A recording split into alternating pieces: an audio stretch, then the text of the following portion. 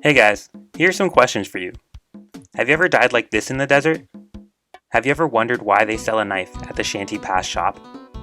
Have you ever questioned if there's a new meta for the AGS? Probably not, but we're going to be talking about it anyways. We're going to be going over one of old school RuneScape's many game mechanics. One so obsolete that Jagex had to force us to use it at least one time. The Candering Cactus. Cutting the Candering Cactus is a strategy used to combat what I think is actually a really cool game mechanic found south of the Shanty Pass, the desert heat. For those who don't know, as you spend your time wandering around the desert surface, outside of the towns, the desert will dehydrate you every 90 seconds. This will cause up to 10 points of damage each time, but there's more to it than just that. If you're wearing heat-inducing armor, which includes anything other than magic robes, capes, fan braces, and non-metallic boots, the time until dehydration sets in is faster. Items in the helmet slot make it 6 seconds faster, the plate body slot makes it 24 seconds faster, plate legs 18 seconds faster, and shields, boots, and gloves make it 6 seconds faster per slot. If you're decked out in your best gear, that brings your clock down to 24 seconds before the desert heat tries to kill you again. The other side of the coin is also in play.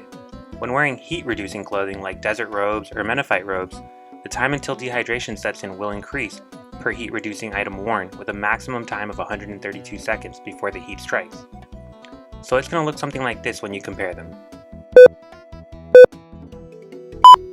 Alright, here we go. Full armor's about to lose. And it's really close because Desert Robes had really bad RNG. But he still wins. So unless you want to die eventually, the only way to stop this of course is drinking water from your handy dandy water skin, which resets the timer. And every good adventurer knows that when you're in the desert and you need water, you need to cut open a cactus to refill it.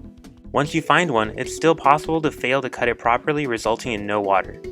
And when you do successfully cut it, it'll give you 10 woodcutting experience and refill one of 4 doses available in your empty water skin.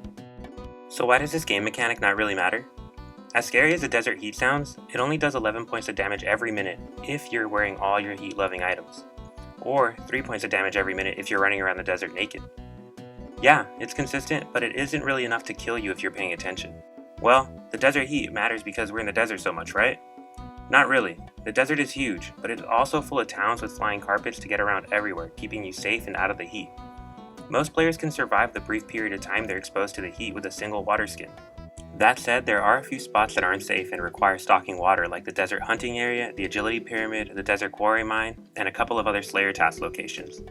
I know, agility training and 3-tick mining. Some of the most popular activities to do in RuneScape. So these have to be reasons to cut the Candering Cactus, right? Wrong. There are much better ways to restock your water. The Humidify spell unlocked at level 68 magic in the Lunar Spellbook will automatically fill every single water vessel you're carrying with a single cast. A second option is the Circlet of Water, unlocked after completion of the Beneath Cursed Sands quest, which offers heat protection for 5 water runes per charge. The third and best option is the Desert Amulet 4, unlocked with the Desert Achievement Diary, which grants 100% immunity to the heat while worn. So let's say you can't access any of these. Well, don't worry, it doesn't even matter. All these spots and all these activities suck. No, just kidding, but they are less than 90 seconds away from a bank or a water source, so it makes more sense to restock water skins that way. And even though walking is considered XP waste, it's still more efficient than running around to 4 separate cactus to fill up 1 water skin. And each of these activity spots only has 3 or 4 cactus available anyways, and they're all far apart. It just isn't worth it. Thanks to Jagex, the only real reason to cut a Candering Cactus is for the easy achievement diary task. Or is it? So a while ago, Jagex made it so you can AGS Spec a cactus while filling up a water skin. This is such a cool Easter egg, it pretty much single-handedly makes the Candering Cactus relevant again. So let's watch it one more time.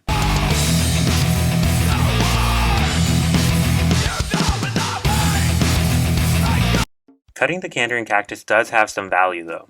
Sentimental value. Before I knew about RuneScape efficiency or even knew there were RuneScape guides in a wiki, there was a time I spent hours as a kid exploring the desert and getting lost. The only thing that made sense was cutting the Candering Cactus for more water to keep going. That's something the Candering Cactus will always be able to give me, and probably some of you guys out there too. Well, that's it for this video guys. I hope you enjoyed the dive we took into one of RuneScape's more obsolete game mechanics. If you enjoyed this type of video, please give it a like, leave a message, or subscribe.